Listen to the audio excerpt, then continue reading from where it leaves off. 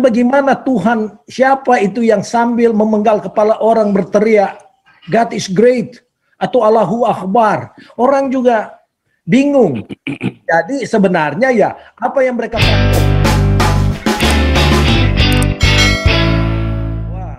sebenarnya sudah banyak juga orang-orang Islam yang cerdas. Jadi mereka justru apa yang disampaikan oleh Pak kebenaran tadi ya malu terhadap apa yang mereka yakini. Karena praktek-praktek yang biadab itu sudah mempertunjukkan tidak ada kebenaran di dalamnya. Jadi misalnya kejadian-kejadian di Indonesia.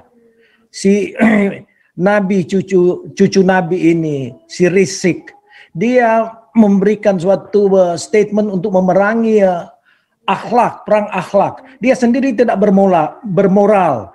Jadi kalau orang yang pakai logika, cerdas, saya yakin sekali banyak di Indonesia yang sudah berpikir cerdas. Dan kalau di Amerika ya kita harus ada perbandingan apakah ini benar atau tidak.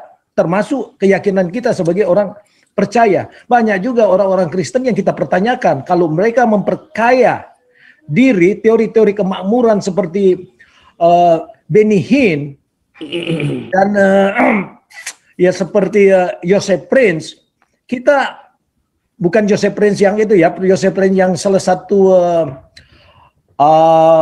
yang memegang suatu gereja di Singapura, orang Malaysia. Jadi mereka justru mempertanyakan apakah benar kalau kita memberi 10% itu akan kembali sesuai dengan, kan bukan seperti itu. Jadi di kalangan Islam yang cerdas, mereka justru mempertanyakan, kok wanita yang pakai lipstik saja harus dirajam. Mereka yang tidak berpakaian sesuai dengan keinginan ISIS, seperti Munarman, harus dihilangkan, dipenggal. Dan bagaimana Tuhan, siapa itu yang sambil memenggal kepala orang berteriak, God is great, atau Allahu Akbar. Orang juga bingung. Jadi sebenarnya ya apa yang mereka praktekkan adalah sesuatu yang justru menghancurkan keyakinan orang-orang yang ingin mencari kebenaran itu sendiri. Tapi masalahnya di Indonesia konteksnya adalah kita telah dibodohkan oleh para pelacur politik. Yang orang-orang yang memang mencari posisi di dalam, memperkaya dan ingin menghancurkan negara justru karena mereka ingin menerapkan khilafah ini untuk menghancurkan negara persatuan. Indonesia itu hebat, meskipun kita terdiri daripada pulau-pulau, tetapi ada persatuan. Kita bukan one land nation kayak di Eropa atau Amerika, ada 50 state yang satu memang. Jadi lebih gampang untuk menyatukan. Indonesia hebat itu.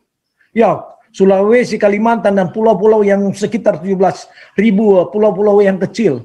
Hebat. Tapi bagaimana kita mempertahankan ini kalau terus ada pemaksaan dari MUI, ada terus pemaksaan daripada para pecundang politik yang merongrong negara Indonesia seperti Yusuf Kala.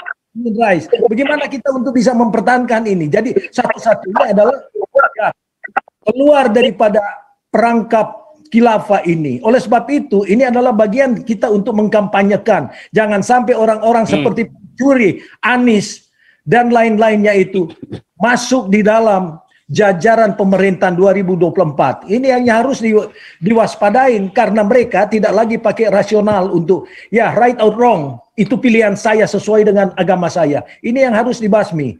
Oleh sebab itu, para nasionalis, kelompok Islam dan yang cerdas, tolonglah kalau masih ingin Indonesia akan ada pada 2024. Jangan karena agama seperti menjatuhkan Ahok.